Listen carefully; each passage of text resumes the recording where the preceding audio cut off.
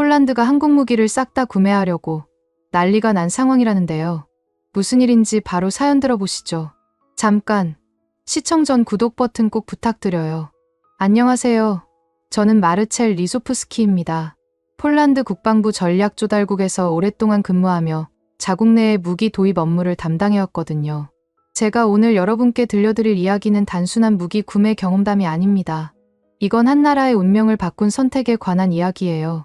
2019년 가을, 제 사무실 창문 너머로 바르샤바의 가을 풍경이 펼쳐져 있었습니다. 하지만 저는 그 아름다운 풍경을 감상할 여유가 없었어요. 책상 위에는 러시아군의 동향을 분석한 보고서들이 산더미처럼 쌓여 있었고 각종 군사 전문지들이 흩어져 있었거든요. 모든 자료가 한 가지 사실을 가리키고 있었습니다. 동쪽의 위협이 더 이상 가정이 아니라 현실이 되고 있다는 것이었죠. 폴란드 국방부 전략조달국은 국방부 건물 3층에 위치해 있습니다. 복도를 걸어가다 보면 역대 폴란드 군 장성들의 초상화가 걸려 있어요. 그분들 모두 조국을 지키기 위해 목숨을 바친 분들이었거든요. 저는 매일 그 초상화들을 지나다니며 무거운 책임감을 느꼈습니다. 지금 제가 내리는 결정이 미래의 폴란드를 좌우할 수도 있다는 생각 때문이었어요. 당시 폴란드의 방공 시스템은 구식 소련제 장비들이 대부분이었습니다. S-300, 쿱 같은 시스템들이죠. 이들은 이미 30년도 넘은 구식 장비들이었고 현대전에서는 거의 무용지물이나 다름없었어요. 특히 정밀 유도, 미사일이나 순항미사일 같은 현대적 위협에 대해서는 전혀 대응할 수 없는 상태였습니다.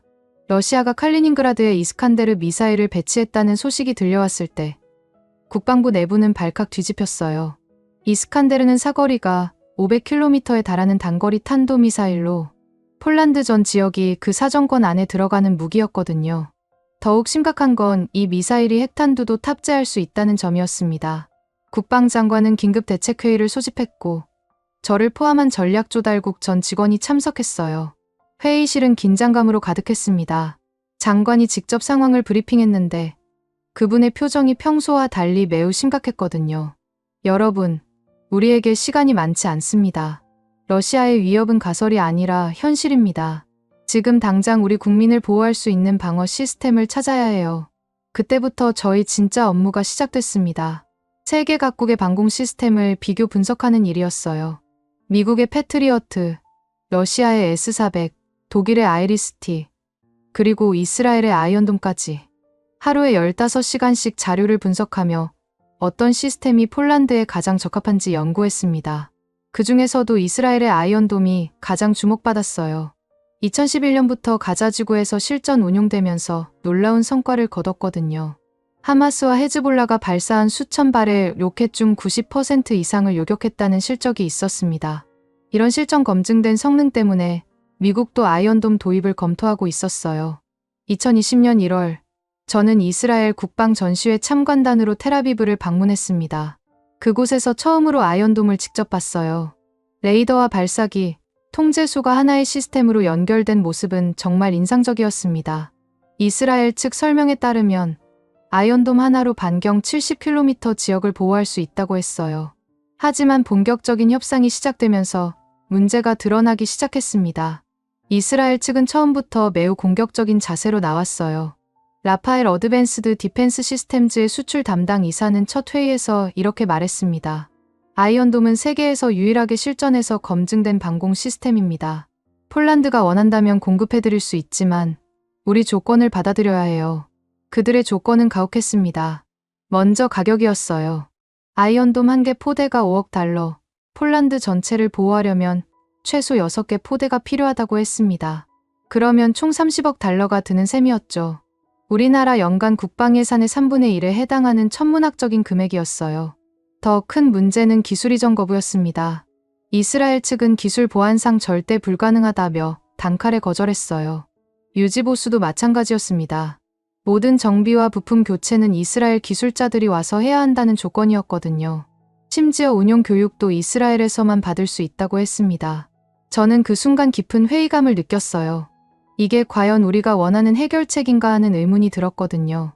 물론 아이언돔의 성능은 검증됐습니다. 하지만 이런 조건이라면 우리는 영원히 이스라엘에 종속될 수밖에 없었어요. 다비드 슬링도 상황은 비슷했습니다. 중거리 탄도미사일 요격용 시스템인 다비드 슬링은 아이언돔보다 더 비싸고 더 복잡했어요. 이스라엘 측은 이건 우리가 미국과 공동 개발한 최첨단 기술이라며 더욱 까다로운 조건을 제시했습니다. 2020년 봄, 국방부 내부 검토 회의가 열렸습니다. 각 부서에서 이스라엘 무기 도입에 대한 의견을 발표하는 자리였어요. 재정 담당 부서장이 먼저 입을 열었습니다. 아이언돔과 다비드 슬링을 모두 도입하려면 최소 50억 달러가 필요합니다. 이는 우리 국방 예산으로는 감당하기 어려운 수준이에요. 기술 담당 부서장도 우려를 표명했습니다. 기술 이전 없이는 우리가 영원히 이스라엘에 의존해야 합니다. 이건 진정한 의미의 자주국방과는 거리가 멀어요. 그때 동료 한 명이 결정적인 말을 했습니다. 요제프 코발스키라는 이름의 베테랑 분석관이었는데 폴란드 방산업계에서 30년간 일해온 경험이 있는 분이었어요. 마르처, 우리가 지금 하려는 게 뭡니까? 무기를 사는 게 아니라 자주성을 파는 겁니다. 우리 조상들이 피를 흘려가며 지켜낸 독립을 우리가 돈 주고 포기하려는 건 아닙니까? 그 말이 제 가슴을 깊숙이 찔렀어요.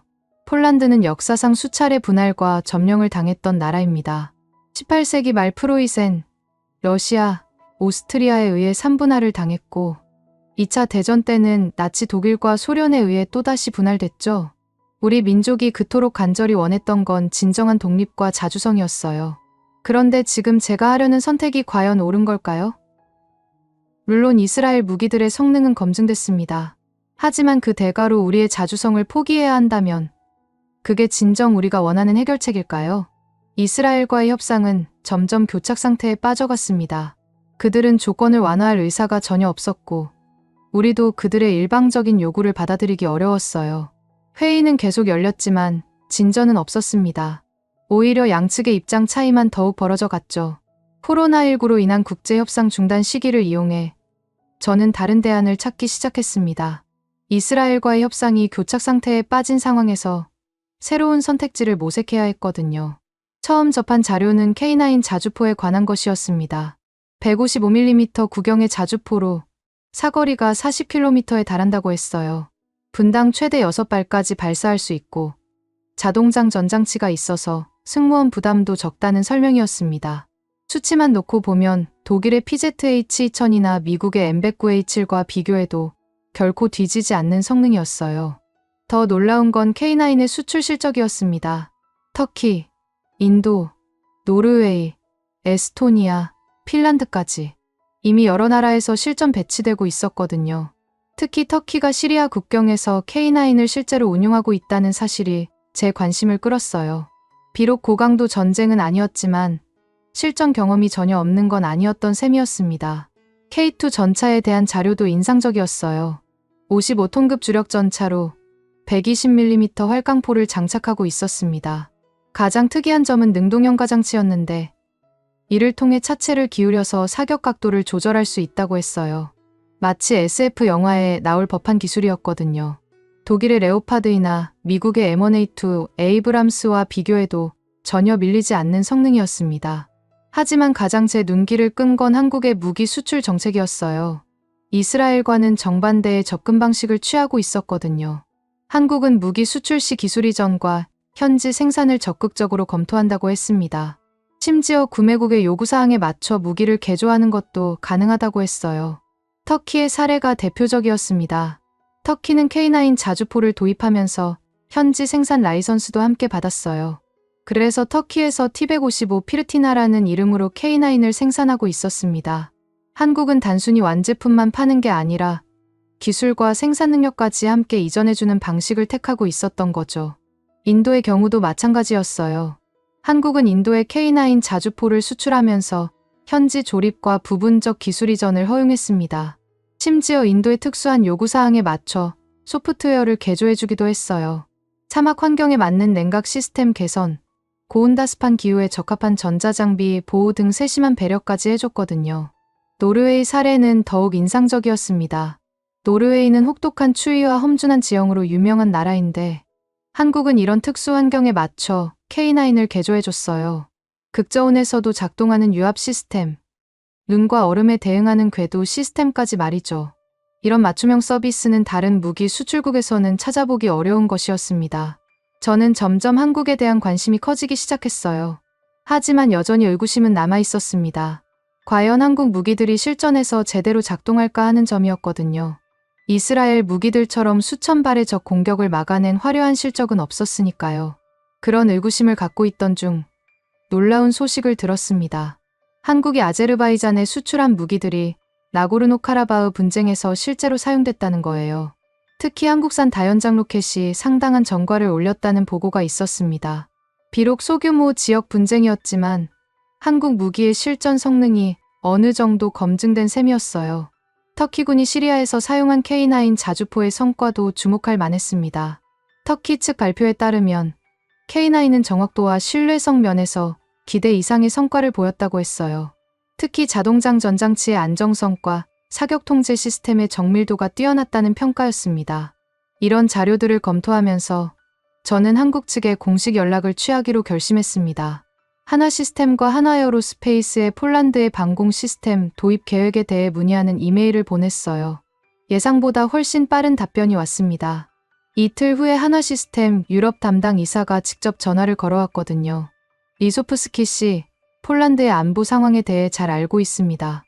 우리가 어떻게 도움을 드릴 수 있을지 자세히 논의해보고 싶어요. 그분의 목소리에서 진정성이 느껴졌어요. 이스라엘 측의 차갑고 사무적인 태도와는 확연히 달랐습니다. 한국 측은 폴란드의 구체적인 요구사항을 먼저 듣고 싶어 했고 그에 맞는 해결책을 함께 찾아보자고 제안했어요. 첫 화상회의에서 한국 측이 보여준 자세는 정말 인상적이었습니다. 그들은 폴란드의 지정학적 위치, 안보 위협, 군사 교리까지 상세히 분석해온 상태였어요. 심지어 폴란드군의 기존 장비 체계와의 호환성까지 고려한 제안을 가져왔습니다.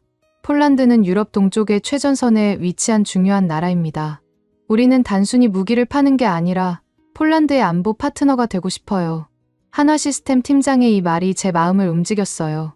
이스라엘 측이 우리 무기가 필요하면 사라는 식이었다면 한국 측은 함께 문제를 해결해보자는 접근 방식이었거든요. K9 자주포에 대한 설명도 매우 상세했습니다. 자동장 전장치의 작동 원리부터 사격 통제 시스템까지 이스라엘 측이 절대 공개하지 않으려 했던 기술적 세부 사항들을 오픈했어요. 심지어 폴란드의 특수한 요구사항이 있다면 얼마든지 개조할 수 있다고 했습니다. 폴란드군의 운용 환경에 맞춰 소프트웨어를 수정할 수 있고 필요하다면 하드웨어 개조도 가능해요. 우리는 고객의 요구사항을 최우선으로 생각합니다. 현대로템에서 온 K2 전차 전문가도 마찬가지였어요. 그들은 K2의 핵심 기술인 능동형 가장치에 대해 자세히 설명해줬습니다. 어떻게 차체를 기울여서 사격 각도를 조절하는지, 험난한 지형에서 어떻게 안정성을 확보하는지까지 말이에요. K2는 폴란드의 지형 특성에 매우 적합합니다. 평야 지대에서의 기동성과 구릉 지대에서의 사격 능력을 모두 갖추고 있거든요. 가장 놀라운 건 가격 정책이었어요. 한국 측은 대량 구매 시 상당한 할인이 가능하다고 했고 무엇보다 기술 이전 비용을 별도로 받지 않겠다고 했습니다. 이스라엘이 기술 이전 자체를 거부했던 것과는 천지 차이였어요. 기술 이전은 무기 수출의 필수 요소라고 생각합니다. 폴란드가 자체적으로 정비하고 개량할 수 있어야 진정한 의미의 방어력을 갖출 수 있거든요. 이런 말을 들으니 한국이 정말 다른 나라구나 하는 생각이 들었어요. 대부분의 무기 수출국들이 기술 독점을 통해 지속적인 수익을 확보하려 하는데 한국은 정반대의 철학을 갖고 있었던 거죠. 하지만 여전히 한 가지 의문이 남아 있었습니다. 과연 한국 무기들이 실전에서 제대로 작동할까 하는 점이었어요. 터키에서의 제한적인 운용 경험을 제외하면 대부분의 한국 무기들은 실전 검증이 부족했거든요. 이런 우려를 한국 측에 솔직히 털어놨더니 예상치 못한 답변이 돌아왔어요. 실전 경험이 부족한 건 사실입니다. 하지만 그렇기 때문에 더욱 신중하게 개발하고 있어요. 우리는 폴란드가 첫 번째 진정한 실전 파트너가 되길 원합니다. 그 말에서 진정성을 느꼈어요. 한국은 자신들의 한계를 인정하면서도 그것을 극복하기 위해 최선을 다하겠다는 의지를 보여줬거든요. 이스라엘처럼 과거의 성과에만 의존하는 게 아니라 미래를 함께 만들어가겠다는 자세였어요. 러시아의 위협이 갈수록 현실화되면서 폴란드 정부의 무기 도입 결정도 급박해지기 시작했습니다. 더 이상 완벽한 검증을 기다릴 여유가 없었어요. 지금 당장 우리를 지킬 수 있는 무기가 필요했거든요. 그런 상황에서 한국의 제안은 매우 매력적으로 다가왔습니다. 검증된 성능, 합리적인 가격, 그리고 무엇보다 진정한 파트너십. 이스라엘이 주지 못했던 모든 것을 한국이 제공해주고 있었어요. 드디어 결정의 순간이 다가왔습니다. 한국과의 수개월간 협의를 거쳐 폴란드 정부는 역사적인 계약을 체결하게 됐어요. K9 자주포 212문 도입 계약이었습니다. 이 숫자가 어떤 의미인지 설명드리자면 폴란드 전체 포병 전력의 핵심을 한국 무기로 교체하겠다는 뜻이었거든요. 계약 체결일 아침, 저는 평소보다 일찍 사무실에 도착했습니다. 책상 위에는 두꺼운 계약서가 놓여 있었어요. 수백 페이지에 달하는 문서였는데 단순한 무기 구매 계약이 아니었습니다. 현지 생산, 기술 이전, 부품 조달, 훈련 패키지까지 모든 게 포함된 종합 패키지였거든요. 가장 인상적이었던 부분은 현지 생산 조항이었어요. 한국은 폴란드에 K9 생산 라인을 구축해주기로 했습니다. 처음 48문은 한국에서 완성품으로 수입하지만 나머지 164문은 폴란드 내에서 직접 생산하는 방식이었어요. 이는 단순히 조립만 하는 게 아니라 핵심 부품까지 폴란드에서 만들 수 있게 해주는 것이었습니다. 기술 이전 범위도 놀라웠어요. 자동장 전장치, 사격 통제 시스템, 심지어 포신 제작 기술까지 이전해주기로 했습니다. 이스라엘이 절대 공개하지 않으려 했던 핵심 기술들을 한국은 기꺼이 공유하겠다고 나선 거예요. 이건 단순한 무기 판매가 아닙니다. 폴란드 방산업계의 미래를 바꿀 수 있는 기회예요. 국방장관이 계약서에 서명하기 전에 하신 말씀이었어요. 정말 그랬습니다. 이 계약을 통해 폴란드는 자체적인 포병 시스템 생산 능력을 갖게 되는 거였거든요. 한국 측 대표단도 이 계약의 의미를 깊이 이해하고 있었어요. 하나시스템 사장이 직접 바르샤바에 와서 서명식에 참석했습니다. 그분은 서명식 후 기자회견에서 이렇게 말했어요. 폴란드는 우리에게 단순한 고객이 아닙니다. 함께 성장해 나갈 전략적 파트너입니다. 우리의 기술과 폴란드의 경험이 만나면 더 좋은 무기를 만들 수 있을 거예요. 계약이 체결된 후 본격적인 실행 단계가 시작됐습니다.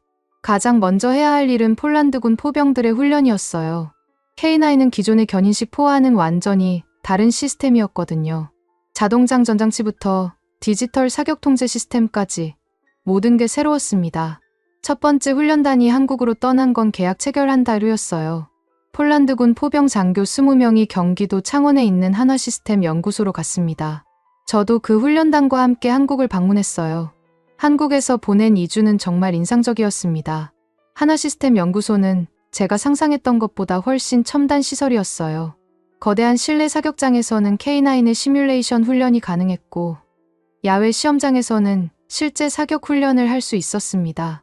폴란드 포병들이 처음 K9의 자동장 전장치를 본 순간을 지금도 기억해요. 포탄이 자동으로 장전되는 모습을 보며 모두들 감탄사를 연발했습니다.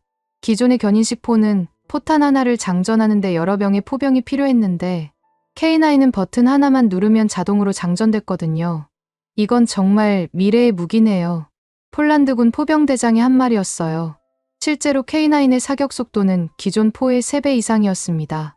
분당 최대 6발까지 연속 사격이 가능했고 사격 후 즉시 진지를 이탈할 수 있어서 적의 반격을 피하기도 쉬웠어요. 한국 교관들의 훈련 방식도 인상적이었습니다. 단순히 매뉴얼을 읽어주는 게 아니라 실제 상황을 가정한 훈련을 시켰어요. 야간 사격, 악천 후 사격, 심지어 전자전 환경에서의 사격까지 다양한 시나리오를 연습시켰습니다. 실전에서는 매뉴얼대로 되지 않아요. 모든 상황에 대비해야 합니다. 한국군 출신 교관의 말이었어요. 그분은 실제로 한국군에서 K9을 운용했던 경험이 있는 분이었거든요. 이론이 아닌 실제 경험을 바탕으로 한 교육이었기 때문에 폴란드 포병들도 매우 만족해했어요. 훈련 과정에서 놀라운 일이 있었습니다. 폴란드 포병들이 K9의 소프트웨어에서 개선점을 발견한 거예요. 폴란드군의 운용 환경에 맞지 않는 부분이 몇 가지 있었는데 한국 측은 즉시 수정 작업에 들어갔습니다. 고객의 피드백이 우리에게는 보물입니다. 더 좋은 제품을 만들 수 있는 기회거든요. 한화시스템 개발팀장의 말이었어요. 이런 자세가 정말 인상적이었습니다. 이스라엘 같았으면 우리 시스템에 맞춰 운용하라고 했을 텐데 한국은 정반대였거든요. 첫 번째 K9 포대가 폴란드에 도착한 건 그의 말이었습니다. 발트해를 통해 그단스크 항구로 들어온 K9들을 처음 봤을 때의 감동을 지금도 잊을 수 없어요. 드디어 폴란드가 진짜 현대식 포병 전력을 갖게 된 거였습니다. 하지만 진짜 시험은 그때부터 시작이었어요. 폴란드의 추운 겨울, 진흙투성이 훈련장에서 K9이 제대로 작동할지 의문이었거든요. 한국의 기후와는 완전히 달랐으니까요. 첫 번째 혹한기 훈련이 시작됐을 때 저는 정말 긴장했습니다. 영하 20도의 추위 속에서 K9이 정상 작동할지 확신이 서지 않았거든요. 하지만 결과는 예상보다 훨씬 좋았어요. 한국이 노르웨이 수출 과정에서 축적한 극한 환경 대응 기술이 폴란드에서도 그대로 통했습니다. 자동장 전장치는 영하 25도에서도 정상 작동했고 사격 통제 시스템도 문제없이 돌아갔어요. 심지어 엔진 시동도 추위 때문에 지연되는 일이 없었습니다. 한국 기술자들이 폴란드의 기후를 미리 분석해서 대비책을 마련해둔 덕분이었어요. 폴란드군 내부의 반응도 매우 긍정적이었습니다. 기존의 소련제 포들과 비교해서 모든 면에서 압도적인 성능을 보여줬거든요. 특히 사격 정확도와 신속성 면에서는 차원이 다른 수준이었어요. 이제야 진짜 현대전을 할 수 있겠네요. 한 포병 중대장의 말이었어요. 실제로 K9 도입 후 폴란드군의 화력 투사 능력은 몇 배로 향상됐습니다. 같은 시간에 훨씬 많은 화력을 더 정확하게 투사할 수 있게 됐거든요. 언론과 정계의 반응도 뜨거웠습니다. 보수 언론에서는 드디어 폴란드가 진짜 군사 강국이 됐다고 평가했고, 진보 언론에서도 기술이전을 통한 자주국방의 모범 사례라고 호평했어요. 정치적 성향을 떠나서 모든 언론이 긍정적으로 평가한 보기 드문 사례였습니다. 국회에서도 관심이 뜨거웠어요. 국방위원회에서는 K9 도입 과정에 대한 전반적인 검토가 이뤄졌고, 저도 증인으로 출석해서 설명했습니다. 의원들은 특히 기술 이전과 현지 생산에 대해 많은 질문을 했어요. 이전의 무기 도입과 어떤 점이 다른가요? 한 의원의 질문에 저는 이렇게 답했습니다. 기존에는 우리가 무기를 샀지만 이번에는 무기를 만드는 능력을 샀습니다. 이게 가장 큰 차이점이에요. 그 답변이 언론에 크게 보도됐고 국민들도 K9 도입의 의미를 이해하기 시작했어요. 단순한 무기 구매가 아니라 폴란드 방산업계의 미래를 여는 열쇠라는 것을 말이죠. 한국과의 협력이 성공적으로 진행되면서 저는 점점 확신을 갖게 됐습니다. 한국이 정말 신뢰할 만한 파트너라는 것을 말이에요. 그들은 약속한 모든 것을 지켰고 심지어 예상보다 더 많은 것을 해줬습니다.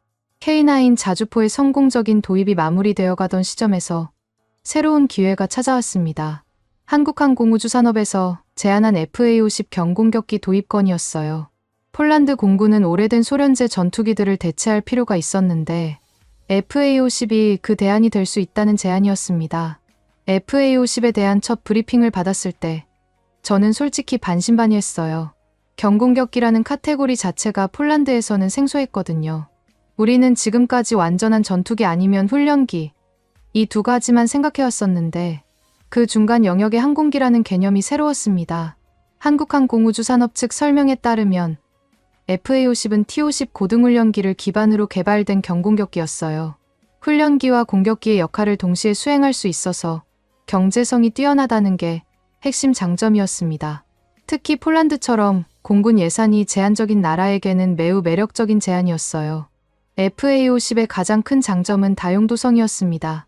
평시에는 조종사 훈련용으로 사용하고 유사시에는 근접 항공 지원이나 요격 임무까지 수행할 수 있다고 했어요. 기존의 훈련기들은 훈련용으로만 사용할 수 있었는데 FA-50은 실전에서도 충분히 활용 가능한 성능을 갖추고 있었거든요. 성능 면에서도 인상적이었어요. 최대 속도는 마하 1.5 작전 반경은 1800km에 달했습니다.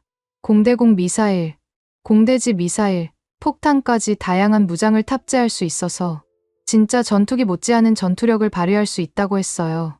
하지만 가장 중요한 건 역시 기술 이전과 현지 생산 가능성이었습니다. 한국항공우주산업은 FA-50도 K9처럼 폴란드에서 현지 조립할 수 있다고 제안했어요.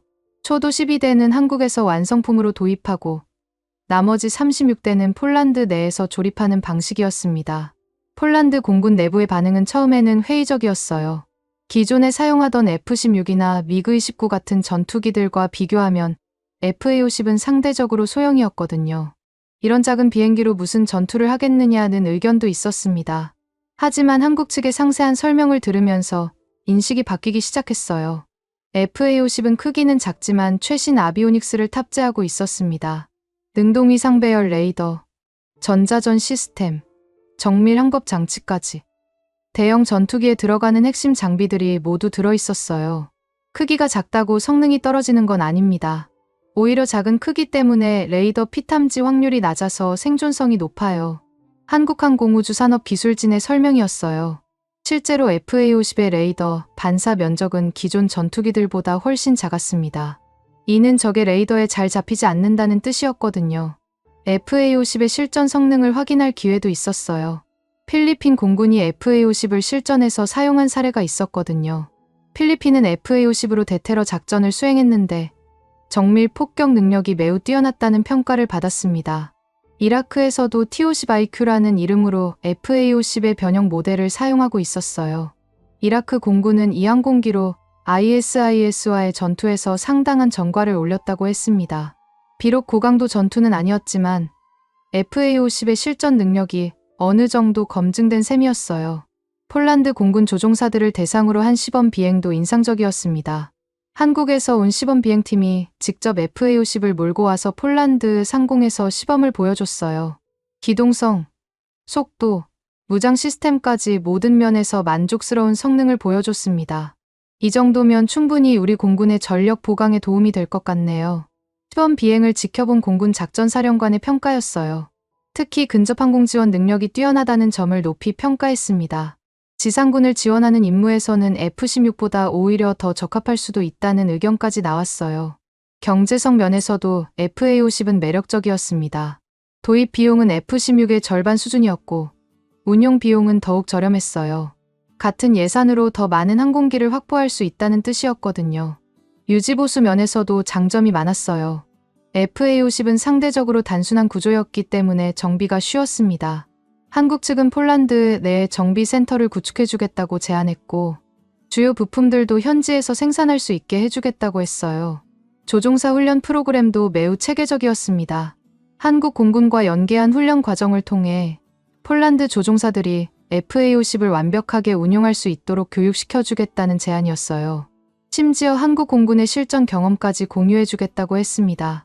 FA-50 계약 협상 과정에서 가장 인상적이었던 건 한국 측의 유연한 자세였어요. 폴란드의 특수한 요구사항들을 적극적으로 수용했거든요. 예를 들어 폴란드군이 사용하는 특정 통신 체계와의 호환성을 위해 아비오닉스를 개조해주기로 했습니다. 나토 표준 무기 체계와의 호환성도 중요한 이슈였는데 한국은 이 문제도 완벽하게 해결해줬어요. FA-50이 나토 표준 공대공, 미사일과 공대지 미사일을 모두 사용할 수 있도록 무장 체계를 개조해준 거예요. 계약 체결 과정에서 흥미로운 에피소드도 있었습니다. 폴란드 측에서 FA-50PL이라는 별도 명칭을 제안했는데 한국 측이 흔쾌히 받아들인 거예요. 단순히 수출용 모델이 아니라 폴란드 전용 모델로 개발하겠다는 의미였거든요. FA-50PL에는 폴란드만의 특별한 기능들이 추가됐어요. 폴란드 공군의 전술에 맞춘 전자전 시스템, 폴란드 지형에 최적화된 지형 추적 레이더까지 말이죠. 이런 맞춤형 개발은 다른 무기 수출국에서는 찾아보기 어려운 서비스였어요. FA-50 48대 도입 계약이 체결됐을 때 폴란드 항공산업계도 큰 관심을 보였습니다. 폴란드에는 PGL 같은 전통적인 항공기 제조업체들이 있었는데 이들이 FA-50 현지 조립에 참여할 수 있는 기회가 생긴 거였어요. 한국항공우주산업은 폴란드 업체들과의 협력을 적극적으로 추진했습니다. 단순한 조립 작업뿐만 아니라 부품 생산까지 현지화하겠다는 계획이었어요. 이를 통해 폴란드가 자체적인 항공기 생산 능력을 갖출 수 있도록 지원하겠다고 했습니다. 첫 번째 FA-50GF12대가 폴란드에 도착했을 때 저는 정말 감격스러웠어요. 한국에서 완성품으로 들여온 이 항공기들은 폴란드 공군의 새로운 주력이 될 예정이었거든요. 공항에서 FA-50들이 활주로에 착륙하는 모습을 보며 폴란드가 진짜 현대적인 공군력을 갖게 됐다는 생각이 들었습니다. 폴란드 조종사들의 FA-50 적응도 빨랐어요.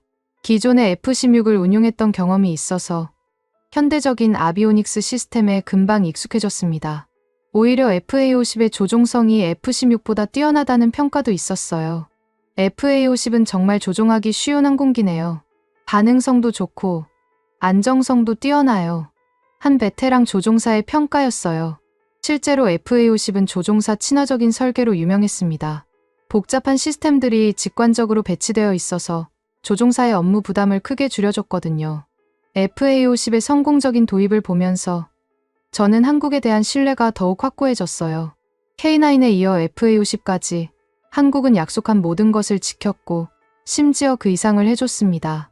이제 저에게는 확신이 있었어요. 한국이 정말 믿을 만한 파트너라는 것을 말이죠. FA-50의 성공적인 도입과 운용을 지켜보면서 저는 한국 무기에 대한 인식이 완전히 바뀌었습니다. 더 이상 검증되지 않은 무기가 아니라 함께 성장할 수 있는 파트너의 무기로 보게 됐거든요. 그런 변화된 시각으로 바라본 세계 방산 시장에서 저는 놀라운 소식을 접하게 됐어요. 서울에서 열린 에어쇼에서 KF-21이 처음 대중에게 공개됐다는 뉴스였습니다. 한국이 독자 개발한 차세대 전투기라는 설명과 함께 시험 비행 영상들이 전 세계로 송출됐어요. 저는 사무실에서 그 영상을 보며 깊은 인상을 받았습니다. KF-21의 첫인상은 정말 충격적이었어요. 외관만 봐도 F-35나 유로파이터 타이푼 같은 최신 전투기들과 전혀 뒤지지 않는 모습이었거든요. 쌍발 엔진, 스텔스 설계, 최신 아비오닉스까지 모든 것이 21세기 전투기의 조건을 갖추고 있었습니다. 더 놀라운 건 개발 일정이었어요.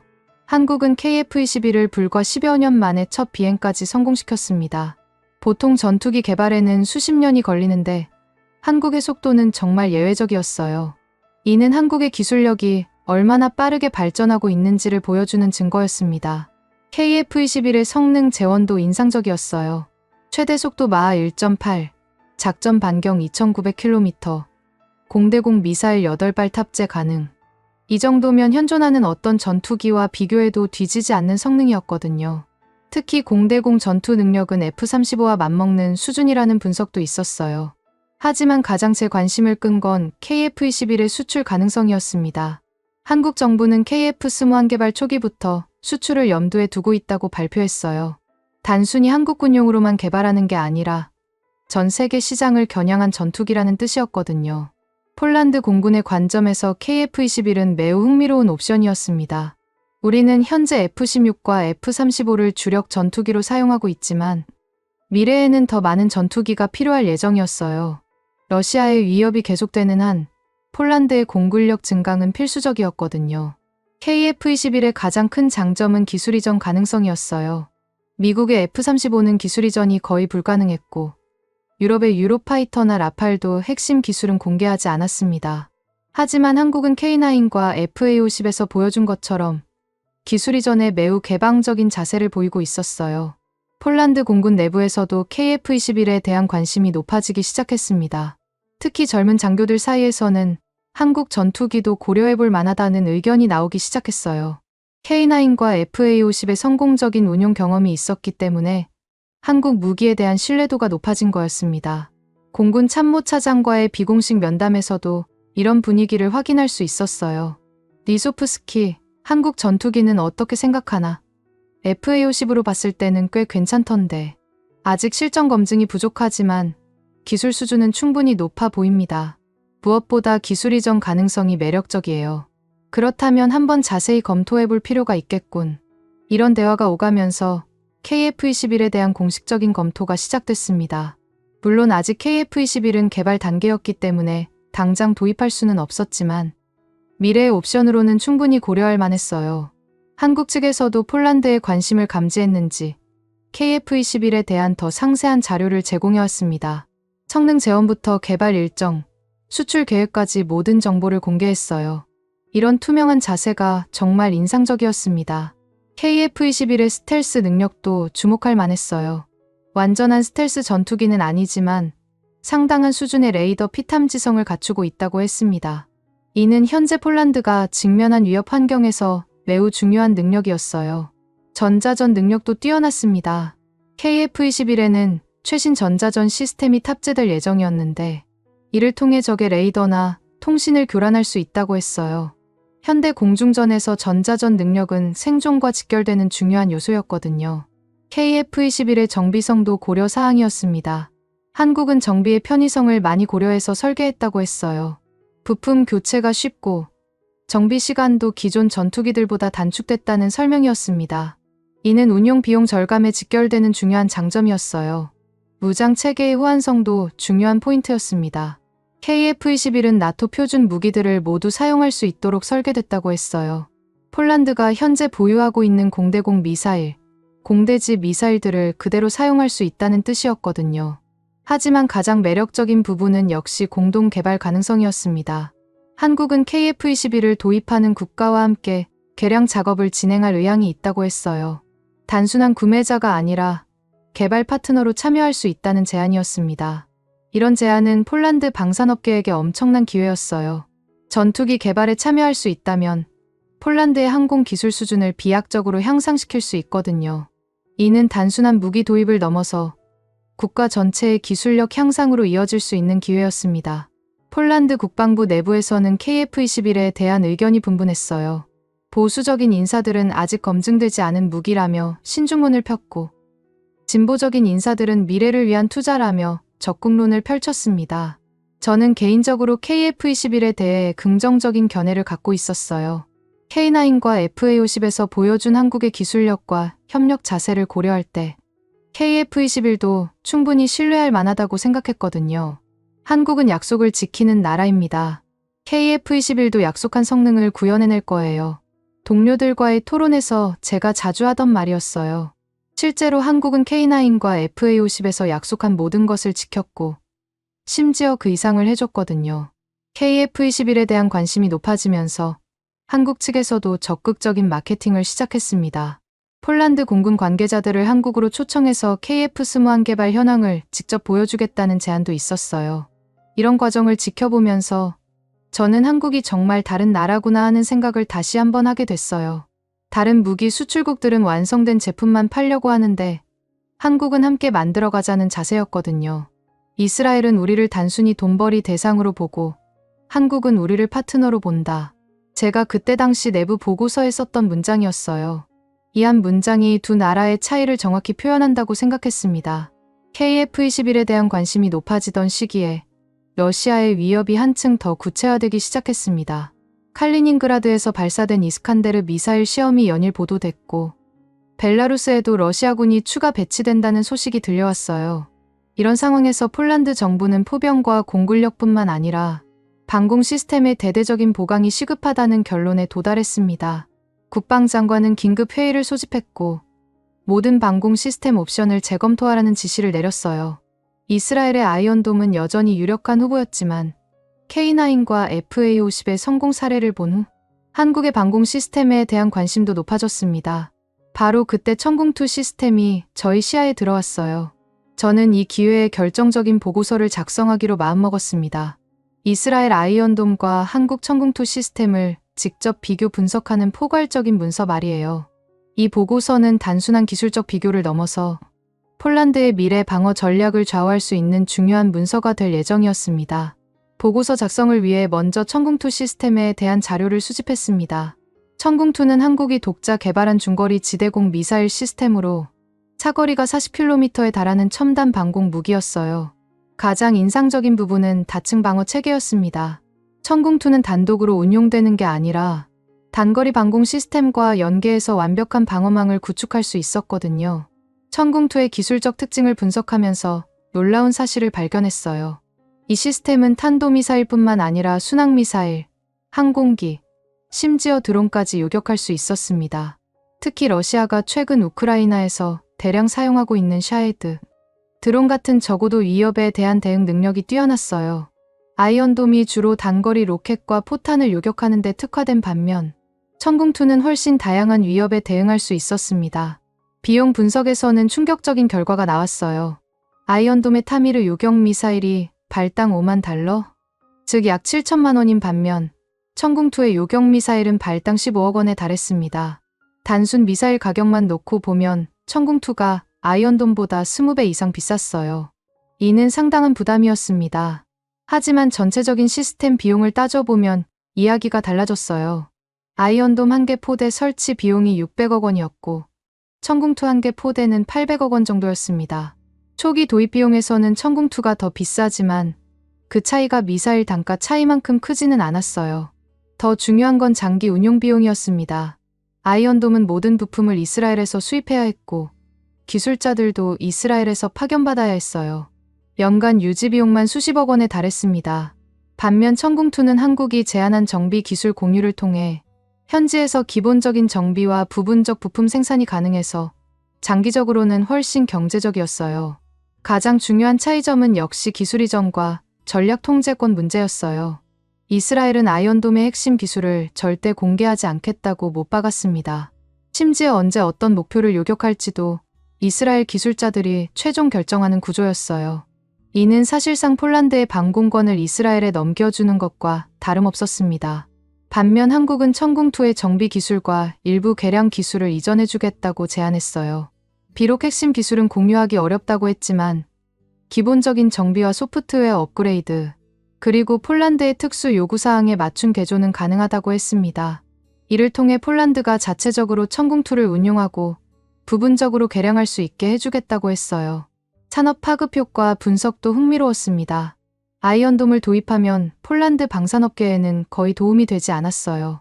모든 부품을 이스라엘에서 수입해야 하고 정비도 이스라엘 기술자들이 해야 했거든요. 하지만 천궁2는 달랐습니다. 한국은 폴란드에 정비센터를 구축해주고 일부 부품은 현지에서 생산할 수 있도록 기술을 이전해주겠다고 했어요. 이를 통해 수백 개의 일자리가 창출될 것으로 예상됐습니다. 동맹 확장성 측면에서도 차이가 있었습니다. 아이언돔은 이스라엘의 독점 기술이기 때문에 다른 나라와 공유하기 어려웠어요. 하지만 천궁2는 폴란드가 정비 기술을 습득한 후 다른 동맹국들과도 협력할 수 있었습니다. 비록 핵심 기술은 공유할 수 없지만 운용 경험과 노하우는 나토 전체의 방공 능력 향상에 기여할 수 있었어요. 실전성 데이터 분석에서는 흥미로운 결과가 나왔습니다. 아이언돔의 요격 성공률은 90% 이상으로 매우 높았지만 이는 주로 하마스나 헤즈볼라의 단순한 로켓을 상대로 한 결과였어요. 러시아의 이스칸데르나 킨잘 같은 첨단 미사일에 대한 실전 데이터는 없었습니다.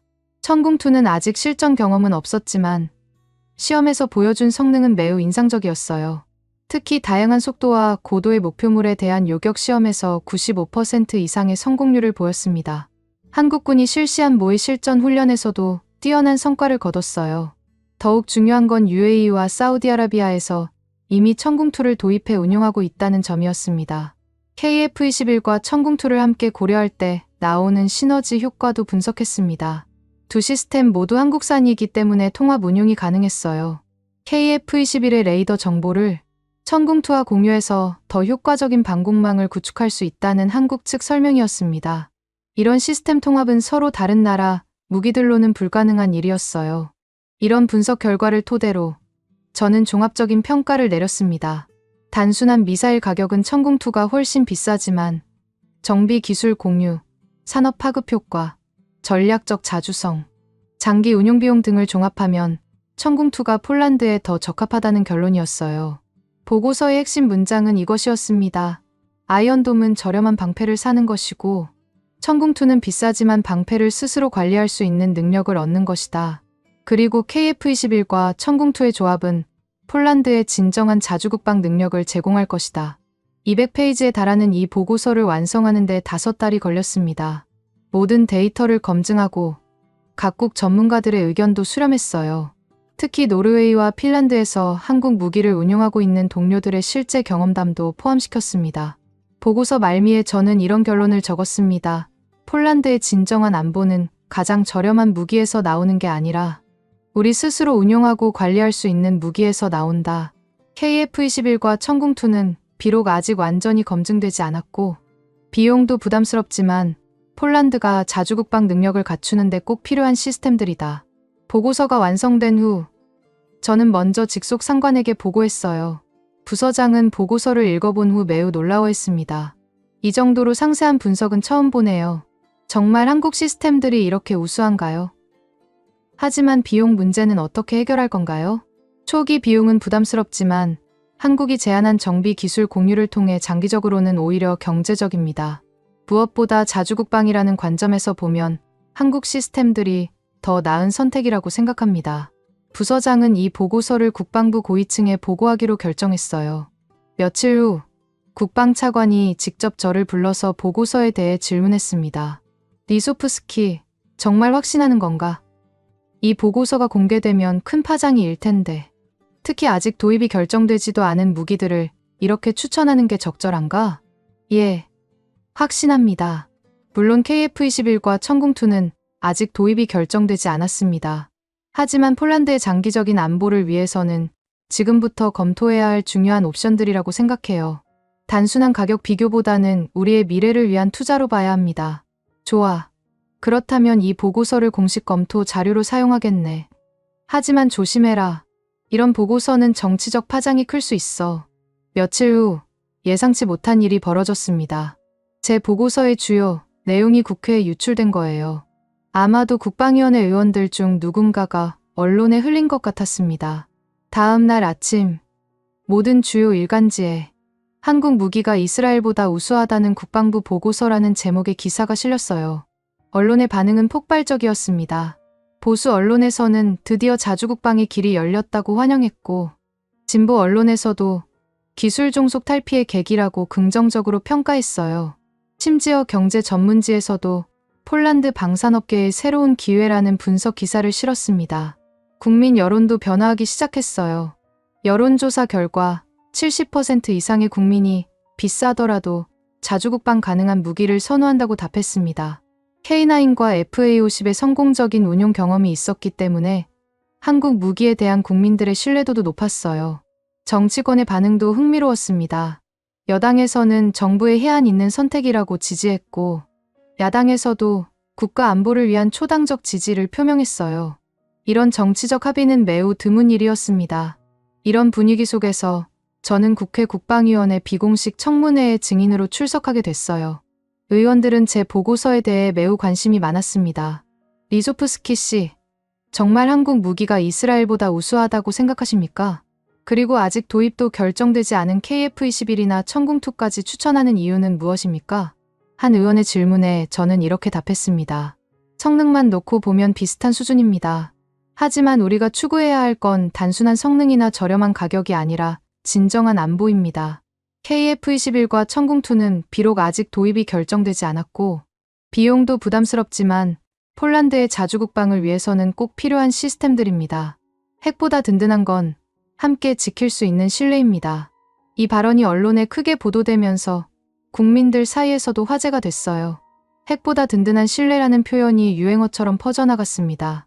청문회가 끝난 후 저에게는 예상치 못한 기회가 찾아왔습니다. 국방부에서 한국과의 방산 협력을 더욱 구체화하기 위한 실무진을 구성한다는 소식이었어요. 그리고 제가 그 실무진의 책임자로 임명됐습니다. 이는 단순한 보고서 작성을 넘어서 실제로 폴란드 한국 방산 파트너십을 설계하는 역할이었어요. 새로운 임무의 첫 번째 과제는 한국의 방산 생산 현장을 직접 확인하는 것이었습니다. K9과 FA-50의 성공에 이어 천궁2와 KF-21까지 검토하려면 한국의 실제 기술력과 생산 능력을 정확히 파악해야 했거든요. 국방부는 저를 포함한 5명의 전문가로 구성된 조사단을 한국에 파견하기로 결정했습니다. 조사단에는 항공 전문가인 야누시 코발스키 중령, 지상 무기 전문가인 안나 비슈니에프스카 소령, 그리고 전자전 시스템 전문가인 피오트르 노바크 소령이 포함됐어요. 각자 해당 분야에서 15년 이상의 경험을 가진 베테랑들이었습니다. 저희 5명은 폴란드의 미래 방어 체계를 결정할 중대한 임무를 맡게 된 거였어요. 한국 출장을 준비하면서 저는 이번이 단순한 시찰이 아니라는 것을 깨달았어요. 폴란드 정부는 한국과의 방산 협력을 전략적 차원에서 접근하고 있었습니다. 러시아의 위협이 현실화되는 상황에서 미국과 독일 중심의 기존 공급망에만 의존할 수는 없다는 판단이었어요. 출장 직전 국방장관과의 개별 면담이 있었습니다. 장관은 저에게 특별한 당부를 했어요. 리소프스키, 이번 출장은 매우 중요합니다. 당신의 보고서가 폴란드의 향후 10년간 방산 정책을 좌우할 수 있어요. 한국의 진짜 실력을 정확히 파악해서 돌아오세요. 장관의 말에서 이번 출장의 무게감을 느낄 수 있었어요. 단순한 기술 검증을 넘어서 폴란드의 전략적 선택을 뒷받침할 근거를 찾아야 했습니다. 서울 인천공항에 도착한 첫날, 한국 측의 환대는 정말 인상적이었습니다. 공항에서부터 국방부 관계자들이 직접 나와서 맞이해줬어요. 한국 국방부 국제협력관인 김상훈 준장이 직접 공항까지 나와 있었습니다. 이는 한국이 폴란드와의 협력을 얼마나 중요하게 생각하는지를 보여주는 대목이었어요. 폴란드 조사단을 진심으로 환영합니다. 저희가 준비한 모든 것을 보여드리겠습니다. 김 준장의 인사말에서 진정성을 느낄 수 있었어요. 그들의 표정에서 폴란드와의 협력에 대한 진정한 의지를 볼 수 있었습니다. 첫날 저녁, 서울 시내의 한 호텔에서 환영 만찬이 열렸습니다. 한국의 주요 방산업체 임원들이 모두 참석했어요. 한화시스템 사장, 현대로템 부사장, LI진엑스원 기술이사, 한국항공우주산업개발본부장까지 말이죠. 이런 고위급 인사들이 한자리에 모인 것도 인상적이었지만 더욱 놀라운 건 그들의 자세였어요. 폴란드는 우리에게 단순한 고객이 아닙니다. 유럽 진출의 교두보이자 함께 성장할 전략적 파트너로 생각하고 있어요. 한화시스템 사장의 말이었어요. 다른 무기 수출국들이 보통 보이는 상업적 접근과는 확연히 달랐습니다. 이들은 진정으로 장기적인 파트너십을 원하고 있었어요. 만찬 중에 흥미로운 에피소드가 있었습니다. 현대로템 부사장이 폴란드어로 간단한 인사를 했던 거예요. 발음은 어설펐지만 그 진정성은 충분히 전달됐습니다. 나중에 알고 보니 폴란드 출장을 준비하면서 한 달 동안 폴란드어를 배웠다고 하더군요. 저희가 폴란드 문화와 언어를 이해하려고 노력하는 것처럼 폴란드도 저희를 이해해 주시길 바랍니다. 그의 말에 조사단 모두가 감동받았어요. 이런 세심한 배려는 다른 나라에서는 경험해 본 적이 없었거든요. 둘째 날부터 본격적인 시찰이 시작됐습니다. 첫 번째 방문지는 경기도 성남에 있는 한국항공우주산업본사였어요. KF-21개발센터를 직접 볼 수 있는 기회였습니다. 연구소 입구에서부터 보안이 삼엄했어요. 하지만 한국 측은 우리에게 최대한 많은 것을 보여주려고 노력했습니다. 보통 외국인에게는 공개하지 않는 핵심 시설까지 개방해줬어요. KF-21 시제기를 처음 본 순간은 정말 충격적이었습니다. 사진으로만 보던 것과는 차원이 다른 위압감과 정교함이 있었어요. 특히 스텔스 설계의 정밀함에 놀랐습니다. 동체의 각도, 흡기구의 형태, 랜딩 기어, 도어의 설계까지 모든 것이 레이더 반사를 최소화하도록 치밀하게 계산되어 있었어요. KF-21은 처음부터 4.5세대 전투기로 설계됐습니다.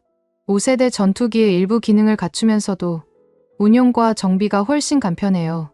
KF-21 프로젝트 총괄 책임자인 박성우 상무의 설명이었어요. 그는 KF-21이 기존 전투기들의 복잡성 문제를 해결하기 위해 처음부터 새로 설계됐다고 강조했습니다. 실제로 KF-21의 조종석을 들여다볼 기회가 있었는데 정말 직관적으로 설계되어 있었어요. 복잡한 스위치들 대신 대형 터치스크린 3개가 모든 기능을 통제했습니다. F-16이나 F-35와 비교해도 훨씬 깔끔하고 사용하기 쉬워 보였어요. 조종사가 전투에 집중할 수 있도록 모든 불필요한 복잡성을 제거했습니다. 조종사는 적을 찾고 공격하는 데만 신경 쓰면 돼요. KF-21 시험 조종사인 이광수 중령의 설명이었어요. 그는 실제로 KF-21을 수백 시간 조종한 경험이 있는 베테랑이었습니다. 조사단의 항공 전문가인 야누시 코발스키 중령이 매우 날카로운 질문을 했어요. KF-21의 정비성은 어떻습니까? 기존 전투기들은 정비가 너무 복잡해서 운용 비용이 천문학적이거든요. 이에 대한 한국 측 답변이 인상적이었어요. KF-21은 정비를 염두에 두고 설계됐습니다. 주요 부품 교체 시간을 기존 전투기의 절반으로 단축했고 예방 정비 주기도 크게 늘렸어요. 실제로 F-16 정비 경험이 있는 정비사라면 단기간 교육으로 KF-21 정비가 가능합니다. 현장에서 실제 정비 시연을 보여줬는데 정말 놀라웠어요. 엔진 교체가 불과 4시간 만에 완료됐습니다. F-16은 보통 12시간 이상 걸린다는 것을 고려하면 엄청난 개선이었어요. KF-21의 시험 비행을 직접 목격할 기회도 있었어요. 활주로에서 이륙하는 KF-21의 모습은 정말 장관이었습니다. 소음도 생각보다 적었고 이륙 거리도 짧았어요. 무엇보다 기동성이 뛰어나 보였습니다. 공중에서의 기동 시연에서 KF-21은 정말 인상적인 성능을 보여줬어요. 급상승, 급강하, 빠른 회전까지 모든 기동이 부드럽고 안정적이었습니다. 특히 저속에서의 안정성이 뛰어났는데 이는 착륙 시 안전성과 직결되는 중요한 요소였어요. 착륙 후 조종사와의 대화 시간도 있었습니다. 이광수 중령의 평가는 매우 긍정적이었어요. KF-21은 정말 조종하기 쉬운 전투기입니다. 모든 시스템이 조종사 중심으로 설계되어 있어서 복잡한 임무도 직관적으로 수행할 수 있어요. 특히 공대공 전투에서는 F-16보다 훨씬 유리합니다. 그는 KF-21의 레이더 성능을 특히 강조했어요. AESA 레이더의 탐지 범위와 정확도가 기존 전투기들을 압도한다는 설명이었습니다. 적 전투기를 먼저 발견하는 것이 현대 공중전의 핵심입니다. KF-21은 이 부분에서 확실한 우위를 가지고 있어요. 조사단의 전자전 전문가인 피오트르 노바크 소령도 깊은 인상을 받았어요. KF-21의 전자전 시스템은 정말 첨단입니다. 적의 레이더를 교란하는 능력뿐만 아니라 아군 간의 데이터 링크도 매우 안정적이에요. 셋째 날에는 사천에 있는 한국항공우주 산업 생산 공장을 방문했습니다. FA-50 생산 라인을 둘러보면서 한국의 항공 기술이 생각보다 훨씬 앞서 있다는 것을 실감했어요. 생산 라인에서 가장 인상적이었던 건 품질 관리 시스템이었어요. 모든 공정이 컴퓨터로 관리되고 있었고 각 부품마다 추적 번호가 부여되어 완제품까지의 모든 과정을 추적할 수 있었습니다. 저희는 보잉이나 에어버스와 동일한 품질 기준을 적용하고 있습니다. 실제로 여러 국제 인증을 받았어요. 생산 담당 이사의 설명이었어요. 실제로 공장 곳곳에 국제 품질 인증서들이 걸려 있었습니다. 특히 FA-50PL 폴란드 전용 모델의 개발 과정을 설명받으면서 한국이 얼마나 세심하게 고객의 요구사항을 반영하는지 알 수 있었어요. 폴란드 공군의 운용 환경은 한국과 많이 다릅니다. 겨울철 극한 추위, 높은 습도, 그리고 나토 표준 장비와의 호환성까지 모든 것을 고려해서 FA-50PL을 설계했어요. 한국항공우주 산업기술진의 설명이었어요. 그들은 폴란드의 기후 데이터를 수개월에 걸쳐 분석했다고 했습니다. 겨울철 영하 30도에서도 엔진이 정상 작동하도록 시동 시스템을 개선했고 폴란드군이 사용하는 통신 장비와 완벽하게 호환되도록 아비오닉스를 조정했다고 했어요. 심지어 조종석의 라벨까지 폴란드어로 제작했습니다. 세부적인 것까지 모두 폴란드에 맞춰 개조했어요. 이런 세심한 배려에 조사단 모두가 감탄했어요. 다른 무기 수출국들은 표준 제품을 그대로 팔려고 하는데 한국은 고객에 맞춰 완전히 새로 만드는 수준이었거든요. FA-50 시뮬레이터도 체험해볼 수 있었어요. 실제 비행과 거의 동일한 환경에서 가상 훈련을 받을 수 있는 시설이었는데 그 완성도에 놀랐습니다. 특히 폴란드의 지형을 그대로 재현한 훈련 시나리오가 인상적이었어요. 폴란드 조종사들이 실전에서 맞닥뜨릴 수 있는 모든 상황을 시뮬레이터로 훈련할 수 있습니다. 실제 비행 시간을 크게 줄이면서도 더 효과적인 훈련이 가능해요. 시뮬레이터 개발 책임자의 설명이었어요. 이는 훈련 비용 절감에 큰 도움이 될 것 같았습니다. 넷째 날에는 창원에 있는 한화 시스템 본사를 방문했습니다. 천궁2 시스템에 대한 더 상세한 브리핑을 받을 예정이었어요. 한화 시스템 방문에서 가장 인상적이었던 건 통합 방공 시스템 개념이었어요. 천궁2는 단독으로 운용되는 게 아니라 다른 방공 시스템들과 완벽하게 연동된다는 설명이었습니다. 천궁2는 한국의 다층 방공망의 핵심입니다. 장거리는 LSAM, 중거리는 천궁2, 단거리는 천만화 BO가 담당해요. 모든 시스템이 하나의 네트워크로 연결되어 있습니다. 한화 시스템 기술이사의 설명이었어요. 이런 통합적 접근은 다른 나라에서는 보기 어려운 것이었습니다. 특히 UAE와 사우디아라비아 수출 과정에서 축적된 경험담이 매우 유용했어요. 중동 지역의 극한 환경에서도 천궁2는 완벽하게 작동했습니다. 사막의 모래바람, 섭씨 50도를 넘나드는 극한 기온에서도 문제없이 운용됐어요. 한화 시스템 기술진의 설명이었어요. 실제로 UAE에서 실시한 실사격 시험 영상을 보여줬는데 천궁2의 요격 성능이 정말 인상적이었습니다. 이미 중동에서 검증된 시스템입니다. 폴란드의 추위와 습도도 충분히 극복할 수 있어요. 노르웨이 수출 과정에서 극한 추위에 대한 대응책을 완벽하게 개발해뒀거든요. 이들은 폴란드의 기후 조건에 대해서도 철저히 분석해뒀더군요.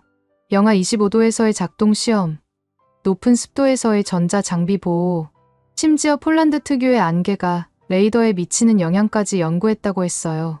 천궁2 시뮬레이터를 직접 체험해볼 기회도 있었습니다. 실제 운용과 동일한 환경에서 가상의 적 미사일을 요격하는 훈련이었는데 시스템의 직관성에 놀랐어요. 복잡한 절차 없이도 효과적으로 목표물을 요격할 수 있었습니다. 조사단의 지상 무기 전문가인 안나 비슈니에프스카 소령이 운용 편의성에 대해 질문했어요. 천궁2의 운용에 필요한 인력은 몇 명입니까? 그리고 교육 기간은 얼마나 걸리나요? 한 개 포대 운용에 필요한 인력은 20명 정도입니다. 기존의 패트리어트나 호크 시스템을 운용해본 경험이 있다면 석 달 정도의 교육으로 충분해요. 한화 시스템 교육 담당자의 답변이었어요. 이는 상당히 짧은 교육 기간이었습니다. 한국의 무기 시스템들은 모두 사용자 친화적으로 설계됩니다.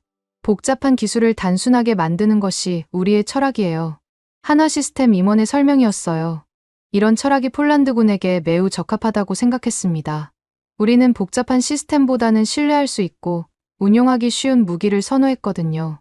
다섯째 날에는 한국의 방산업체들과 폴란드 현지 생산에 대한 구체적인 논의를 했습니다. 이날 회의는 정말 중요했어요. 단순한 무기 구매가 아니라 폴란드 방산업계의 미래를 좌우할 수 있는 논의였거든요. 한국 측의 제안은 정말 파격적이었어요. 폴란드의 완전한 생산 라인을 구축해드리겠습니다. 단순한 조립이 아니라 핵심 부품까지 현지에서 생산할 수 있도록 지원하겠어요. 현대로템 관계자의 말이었어요. K2 전차의 경우 엔진과 변속기를 제외한 모든 부품을 폴란드에서 생산할 수 있다고 했습니다. 포신, 장갑, 궤도, 심지어 사격 통제 시스템까지 말이에요. 폴란드에 K2 생산 공장을 건설하면 연간 200대까지 생산할 수 있습니다. 이는 폴란드뿐만 아니라 다른 유럽 국가들에도 수출할 수 있는 규모예요. 이는 폴란드 방산업계의 엄청난 기회였어요. 단순히 외국 무기를 조립하는 수준을 넘어서 실제로 첨단 무기를 생산하는 능력을 갖게 되는 거였으니까요. 한화에어로스페이스의 제안도 놀라웠어요. FA50의 경우 동체와 날개까지 폴란드에서 생산할 수 있습니다. 엔진과 일부 항공전자 장비만 한국에서 공급하고 나머지는 모두 현지 생산이 가능해요. 이렇게 되면 폴란드가 유럽에서 몇 안 되는 전투기 생산국이 될 수 있었어요. 경제적 파급 효과는 물론이고 기술력 향상에도 엄청난 도움이 될 것 같았습니다. 한국 기업들의 가장 큰 장점은 유연성이었습니다. 폴란드의 특수한 요구사항에 맞춰 무기를 개조하는 것을 전혀 부담스러워하지 않았어요. 오히려 그런 맞춤형 개발을 통해 더 좋은 제품을 만들 수 있다고 생각하고 있었습니다. 고객의 요구는 우리에게 혁신의 기회입니다. 폴란드의 특수한 환경과 요구사항을 반영해서 더 발전된 무기를 만들 수 있어요. LIG넥스원 개발진의 말이었어요.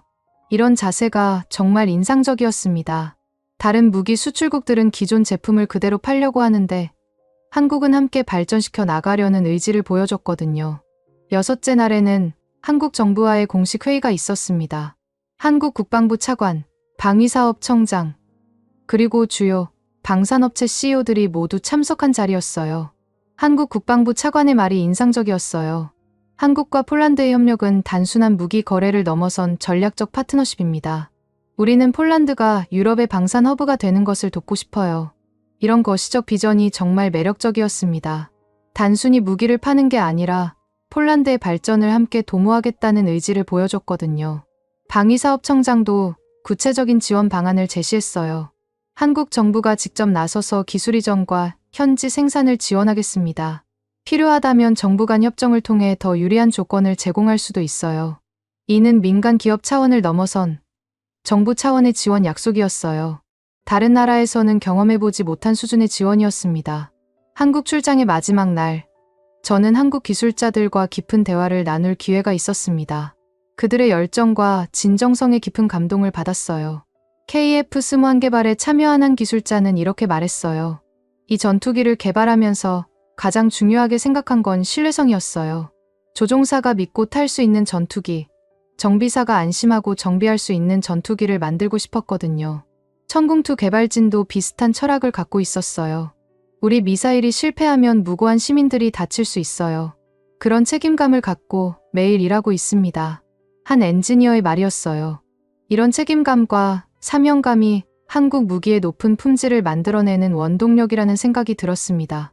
폴란드는 우리에게 매우 중요한 파트너입니다.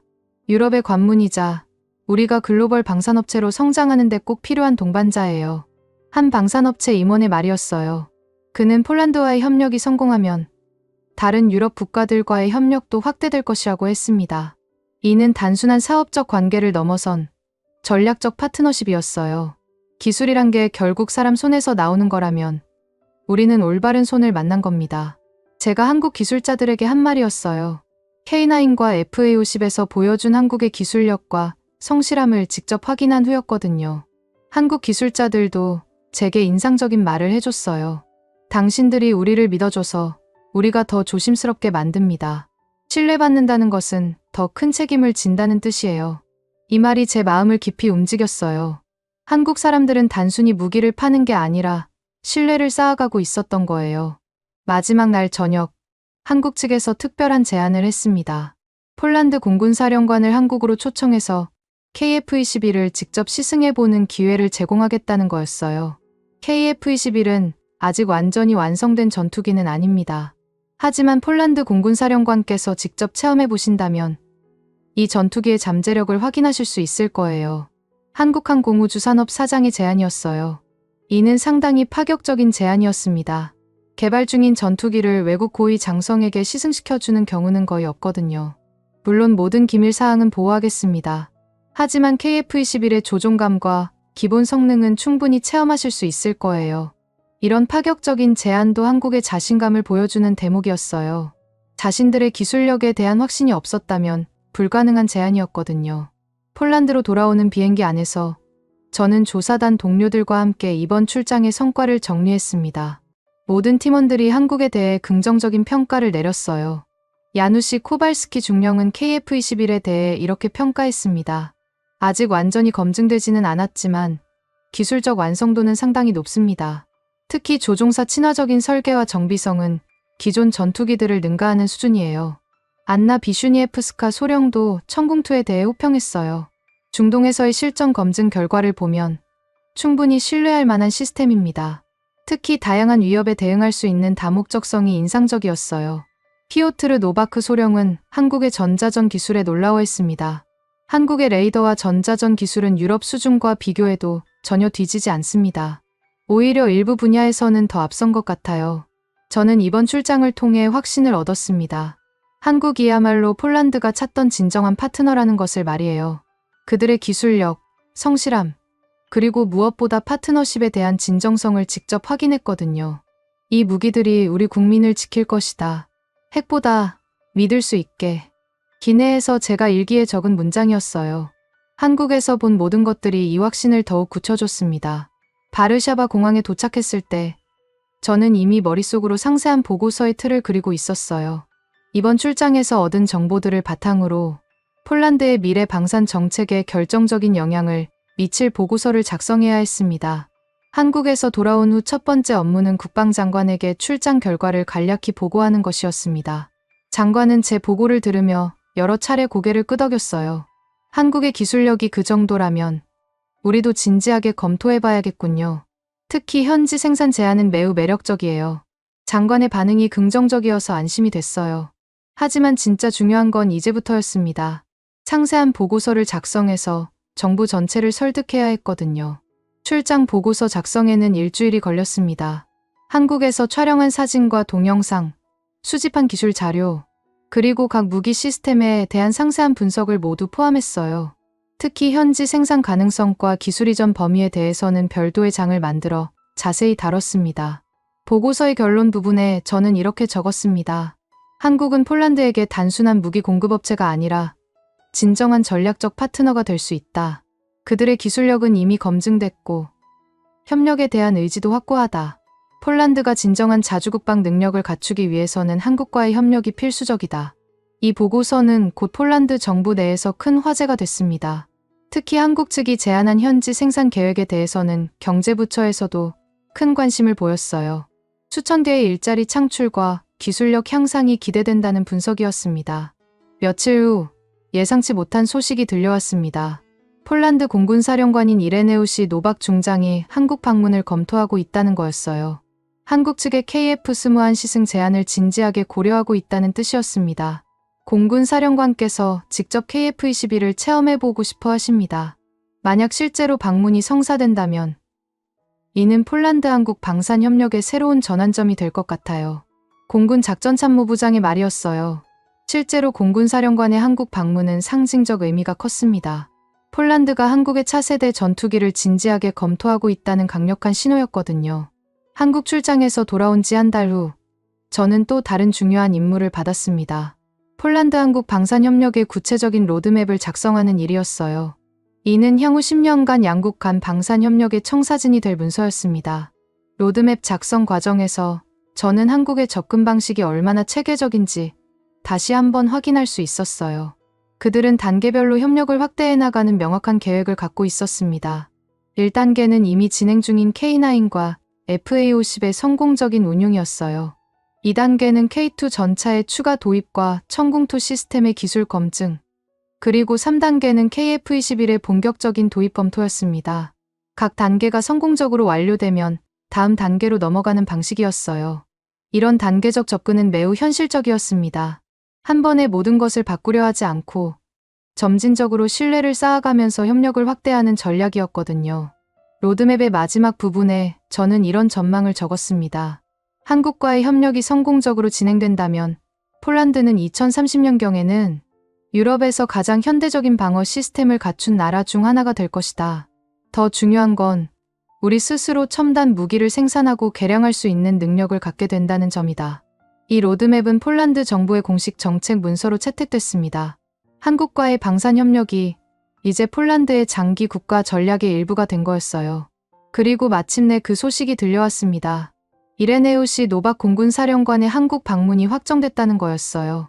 그것도 단순한 시찰이 아니라 실제로 KF-21에 탑승해서 시험 비행을 할 예정이라는 소식이었습니다. 이건 정말 역사적인 일이에요. 외국 공군사령관이 개발 중인 전투기에 직접 탑승하는 경우는 거의 없거든요. 공군 참모차장의 말이었어요. 실제로 이는 매우 이례적인 일이었습니다. 한국이 KF-21에 대해 얼마나 자신감을 갖고 있는지를 보여주는 대목이었어요. 공군사령관의 한국 방문은 폴란드 언론에서도 큰 관심을 받았습니다. 폴란드 공군사령관, 한국 차세대 전투기 직접 체험이라는 제목의 기사들이 쏟아져 나왔어요. 이런 관심 속에서 저는 한 가지 확신을 갖게 됐습니다. 폴란드와 한국의 방산협력은 이제 돌이킬 수 없는 흐름이 됐다는 것을 말이에요. 앞으로 어떤 결과가 나올지는 모르지만 적어도 양국이 진정한 파트너십을 향해 나아가고 있다는 것만은 분명했습니다. 2025년 6월 26일, 드디어 그날이 왔습니다. 이레네우시 노박 폴란드 공군사령관이 한국을 방문해서 KF-21에 직접 탑승하는 역사적인 날이었어요. 저는 사령관을 수행하는 수행단의 일원으로 다시 한국 땅을 밟게 됐습니다. 이번 방문은 이전과는 완전히 다른 의미였어요. 단순한 기술 검증을 넘어서 폴란드의 미래 공군력을 결정할 중대한 순간이었거든요. 공군사령관이 직접 체험한 KF-21의 성능에 따라 폴란드의 차세대 전투기 도입 방향이 좌우될 수 있었습니다. 서울공항에서부터 한국 측의 환대는 정말 특별했어요. 한국 공군참모 총장이 직접 마중 나왔고 의장대까지 동원된 환영식이 열렸습니다. 이는 한국이 이번 방문을 얼마나 중요하게 생각하는지를 보여주는 대목이었어요. 노박 사령관님의 방문을 진심으로 환영합니다. 오늘 KF-21을 직접 체험하시면서 한국 공군의 미래를 함께 확인하시길 바랍니다. 한국 공군참모 총장의 환영사였어요. 그의 표정에서 이번 시승이 갖는 중요성을 읽을 수 있었습니다. 노박 사령관도 이번 방문에 대한 기대감을 숨기지 않았어요. 폴란드 공군은 항상 최첨단 기술에 관심이 많습니다. KF-21이 보여줄 성능을 직접 확인하고 싶어요. 첫날은 한국항공우주산업 본사에서 KF-21에 대한 상세한 브리핑을 받았습니다. 이전에 제가 받았던 브리핑보다 훨씬 구체적이고 심화된 내용이었어요. 특히 KF-21의 전투 능력과 확장 가능성에 대한 설명이 인상적이었습니다. KF-21은 현재 4.5세대 전투기로 개발됐지만 향후 5세대로 업그레이드할 수 있는 확장성을 갖추고 있습니다. 내부 무장창 추가, 스텔스 성능 강화 등이 가능해요. KF-21 프로젝트 총괄 책임자의 설명이었어요. 이는 KF-21이 단순히 현재의 성능에 머무르지 않고 미래에도 계속 발전할 수 있는 플랫폼이라는 의미였습니다. 노박 사령관이 특히 관심을 보인 부분은 KF-21의 네트워크 중심 전투 능력이었어요. 현대 공중전은 단독 전투가 아니라 네트워크 전투입니다. KF-21은 다른 전투기들, 그리고 지상의 방공 시스템들과 완벽하게 연동될 수 있나요?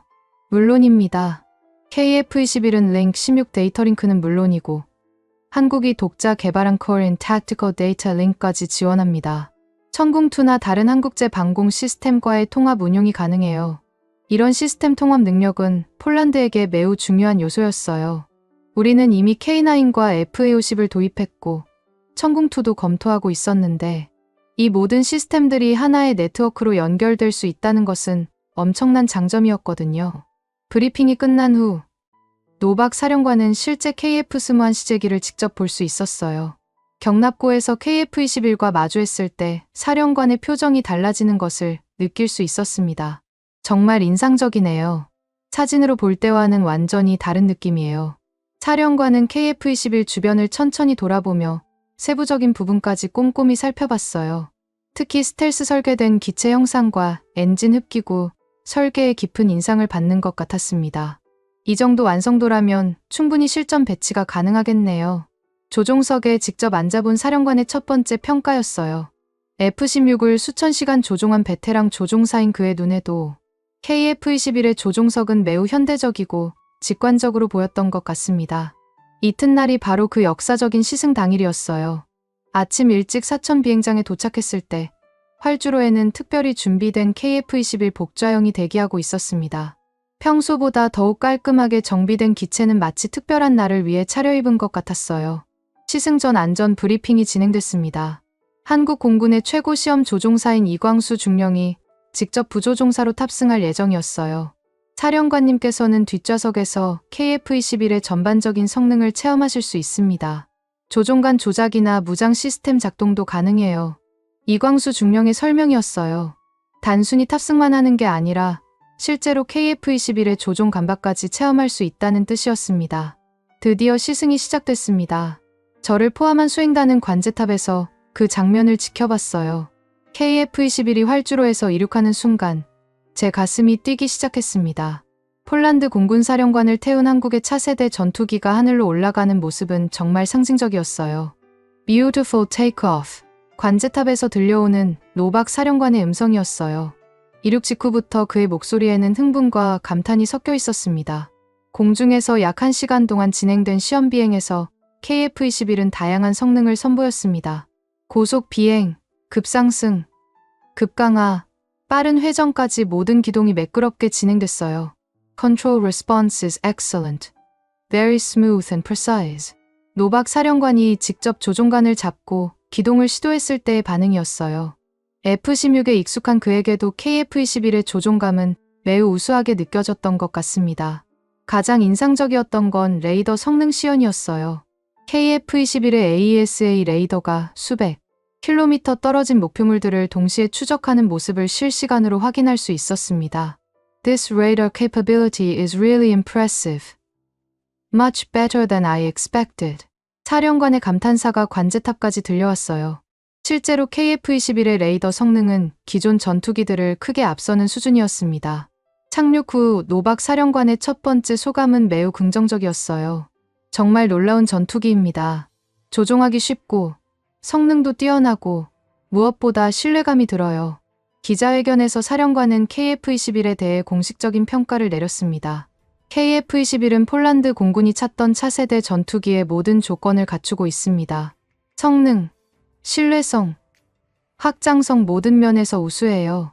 이는 사실상 KF-21에 대한 공식적인 검증이었어요. 폴란드 공군의 최고 책임자가 직접 체험하고 내린 평가였으니까요. 하지만 더 중요한 건 그 다음이었습니다. 사령관은 기자회견에서 더욱 의미 깊은 발언을 했어요. 한국과 폴란드의 협력은 단순한 무기 거래를 넘어선 진정한 파트너십입니다. 우리는 함께 미래의 하늘을 지킬 것입니다. 이 발언은 폴란드 언론은 물론 국제 언론에서도 크게 주목받았어요. 폴란드가 한국을 전략적 파트너로 인정했다는 강력한 신호였거든요. 한국 방문 마지막 날, 노박 사령관과 한국 공군참모 총장 간의 공식 회담이 열렸습니다. 이 자리에서 양국은 앞으로의 협력 방향에 대해 구체적으로 논의했어요. 폴란드는 KF-21의 잠재력을 확인했습니다. 앞으로 구체적인 도입 검토에 들어갈 예정이에요. 사령관의 발언이었어요. 이는 KF-21 도입이 단순한 가능성에서 구체적인 계획으로 발전했다는 의미였습니다. 한국 측도 적극적인 자세를 보였어요. 폴란드가 KF-21을 도입한다면 단순한 완제품 수출이 아니라 공동 개발 파트너로 참여시켜드리겠습니다. 한국 공군참모 총장의 약속이었어요. 이는 기존의 무기 거래와는 완전히 다른 차원의 제안이었습니다. 폴란드로 돌아오는 비행기 안에서 노박 사령관은 저에게 개인적인 소감을 털어놨어요. 리소프스키, 당신의 보고서가 옳았습니다. 한국은 정말 우리가 찾던 파트너예요. 사령관의 이 말이 제게는 최고의 보상이었어요.